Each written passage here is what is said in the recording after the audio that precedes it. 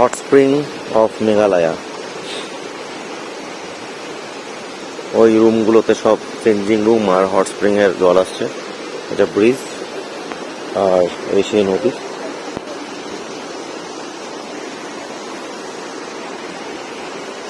অনেক বেলা হয়ে গেল নামতে নামতে, সিঁড়ি অনেকটাই।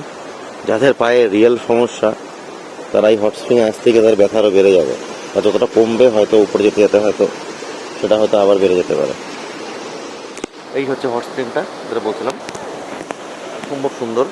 রাস্তার উপরে গাড়ি রেখে অনেকটাই নামতে হয়, প্রায় 500 মিটারের মতো সিঁড়ি দিয়ে নিচে নেমে আসতে হয়।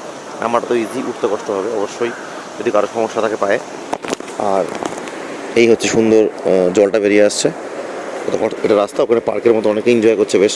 প্রচুর লোক, লোকাল লোক প্রচুর আসে তার পায়ের সমস্যা ঠিক করার জন্য। কেউ যদি এদিকে আসতে চান তারা অবশ্যই এক না একবার ট্রাই করতে পারেন যে আসা। সেটাই, বাই।